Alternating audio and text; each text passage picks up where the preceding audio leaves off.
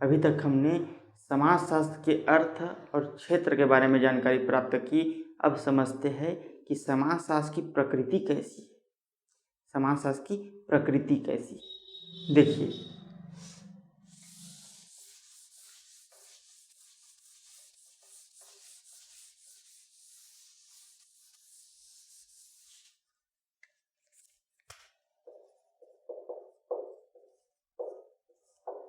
समाजशास्त्र की प्रकृति। समाजशास्त्र की प्रकृति कहने से मतलब है कि समाजशास्त्र कला है अथवा विज्ञान है। कला है अथवा विज्ञान है। समाजशास्त्र की प्रकृति कहने से तात्पर्य है समाजशास्त्र जो है कला है अथवा विज्ञान है। इसको जानने का अब सबसे सरल तरीका है, आपने कक्षा 10 तक तो विज्ञान पढ़ा ही है। विज्ञान में क्या है, आपको प्रयोगशाला ले जाया जाता था, प्रैक्टिकल पेपर तो दिलाए होंगे ना आप लोग, है ना। तो प्रैक्टिकल पेपर में कैसे होता है, या प्रैक्टिकल में आप करने जाते हैं तो कैसे होता है। देखिए क्या होता है विज्ञान में।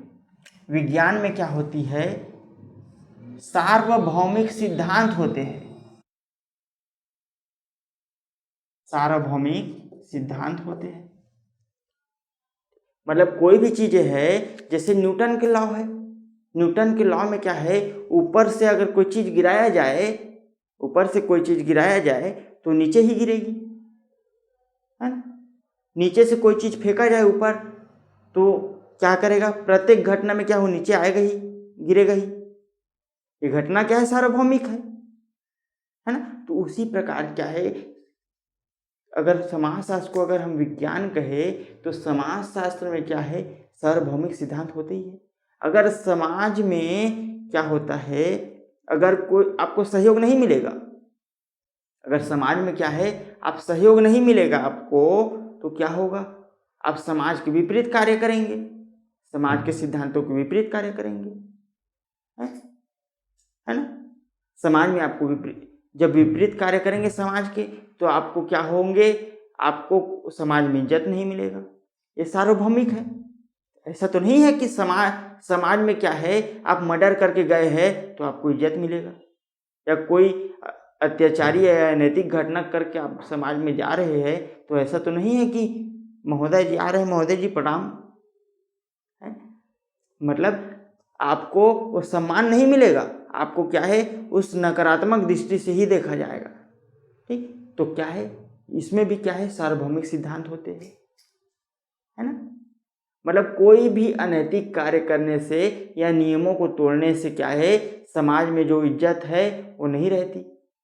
चाहे वो भारत में हो, चाहे अमेरिका में हो, चाहे कहीं भी हो, प्रत्येक देश में, चाहे आज हो, चाहे कल हो, चाहे परसों हो, चाहे बीता हुआ कल हो, किसी भी परिस्थिति, किसी भी समय या किसी भी स्थान में आप देख लीजिए, क्या होता है, ये घटनाएं होती ही है।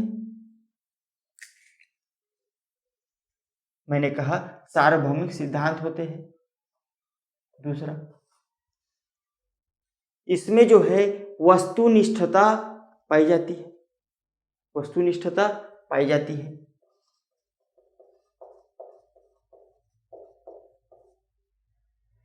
वस्तुनिष्ठता कहने का मतलब ये है कि वस्तुनिष्ठता मतलब जो अवलोकन करता है, जो अवलोकन करता है वो क्या है, बिना अपने घर द्वार और अपने चाचे फूफे दीदी मौसा ये सब को दरकिनार करके क्या करता है, किसी घटना का अध्ययन करता है, तो वस्तुनिष्ठता आएगी, तभी तो समस्या के बारे में पता चल रहा है, तो वस्तुनिष्ठता पाई जाती है।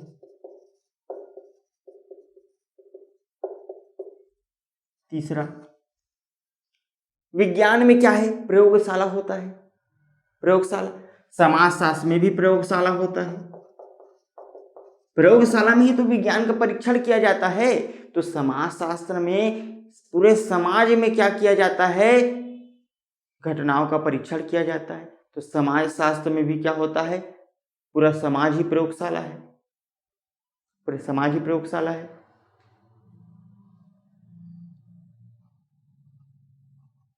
ये 3 घटनाएं क्या है, आपके विज्ञान के बारे में जानकारी दे रही है। 2 नंबर में पूछा जाएगा समाजशास्त्र विज्ञान है, पुष्टि कीजिए। 2 नंबर में 3 पॉइंट आप लिख सकते हैं। समाजशास्त्र कला है, अगर पूछा जाए वो भी 2 नंबर में पूछा जाएगा।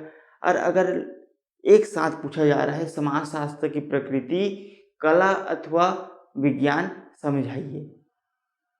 तो कला के दृष्टिकोण से क्या कहेंगे कि क्या है, सार्वभौमिक सिद्धांत पूर्णतः प्रत्येक घटना सार्वभौमिक नहीं हो सकती, क्योंकि क्या है, सामाजिक घटनाएं क्या है, परिवर्तनशील है। सामाजिक घटनाएं क्या है, परिवर्तनशील है। आज है कल नहीं होगी, तो उसी घटना का अलग अलग प्रकार से अध्ययन किया जाएगा। तो प्रत्येक घटना क्या है, जबकि सामाजिक घटनाएं परिवर्तनशील है, समाज भी परिवर्तनशील है और समाज का अध्ययन भी परिवर्तनशील है। इस प्रकार क्या है, एक कला है। सभी घटनाओं में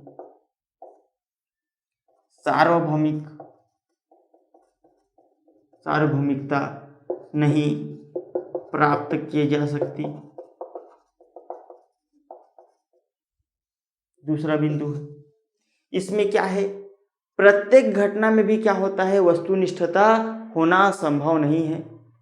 अगर मान के चलिए आप जो है, आपको सर्वे करने के लिए भेजा जा रहा है आपके गांव का कि यहाँ की शिक्षा स्थिति कैसी है, तो आप निश्चित तौर पर बताएंगे क्या है, मेरा समाज क्या है, पढ़ा लिखा है, यहाँ के लोग सभ्य है, यहाँ के लोग अच्छे जानकार है, मेरे चाचा भतीजा ये सब चीज़ जो ताऊ है, ये सब लोग क्या है, अच्छे खासे पढ़े लिखे हैं, समाज के सभ्य लोग हैं। इस प्रकार से बात करेंगे आप, कि ऐसे तो नहीं बोलोगे मेरा मौसा अनपढ़ है, मेरा भाई अनपढ़ है, मेरे भाई को पढ़ना नहीं आता, मेरी अम्मा अंगूठा लगाती है।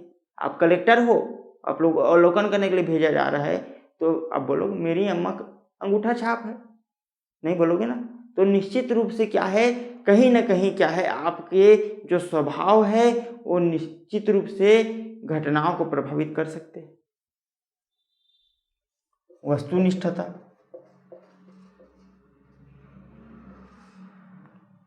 वस्तुनिष्ठता को अवलोकनकर्ता का स्वभाव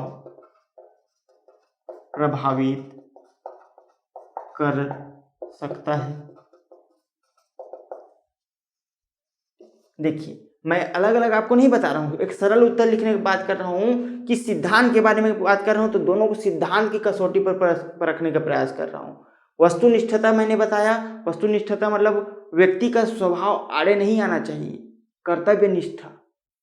पिक्चर में देखे होगे ना मिथुन का जी, मिथुन के पिक्चर में क्या करते हैं, उसके ताऊ लोग आ जाते हैं, ताऊ लोग आते हैं और बोलते हैं कि इसको कर दो तो जी है, तो क्या है, मिथुन है ईमानदार, नहीं कर रहे, तो वही ईमानदारी क्या कहलाती है, वस्तुनिष्ठता कहलाती है। ईमानदारी ही वस्तुनिष्ठता कहलाती है। मिथुन का पिक्चर ध्यान रखिएगा, पिक्चर में हीरो क्या होता है, ईमानदार है, चाहे पुलिस हो, चाहे वकील हो, चाहे जज हो, तो वही ईमानदारी क्या है, वस्तुनिष्ठता है। तीसरा बिंदु प्रयोगशाला है। मैंने कहा कि विज्ञान है तो प्रयोगशाला है, ठीक, लेकिन प्रयोगशाला में क्या होता है, उपकरण होते हैं। प्रयोगशाला में उपकरण होते हैं। समाजशास्त्र में क्या होती है, घटनाएं होती है। समाजशास्त्र में इसमें क्या होती है, प्रयोगशाला में उपकरण का प्रयोग न करते हुए घटनाओं के माध्यम से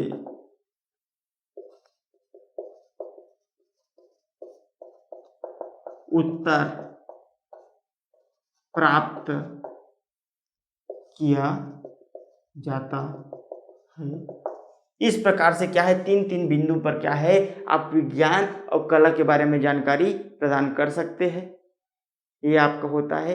4 नंबर का प्रश्न होगा कला है अथवा विज्ञान, 2 नंबर का प्रश्न होगा कला है, 2 नंबर का होगा विज्ञान है।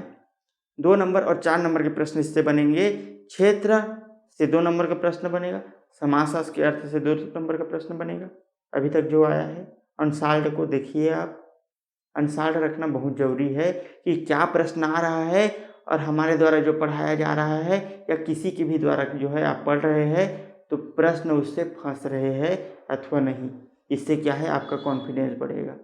और दूसरी चीज़ आप ध्यान दीजिएगा कि हमेशा क्या है, अपने विचारों को खोल कर रखिए, सोचने का प्रयास करिए। याद करना नहीं है, रटना नहीं है, सोचने का प्रयास करिए, विचार खुलेंगे आपके। ठीक, जी धन्यवाद। आगे की चीज़ें हम अगले क्लास में देखेंगे।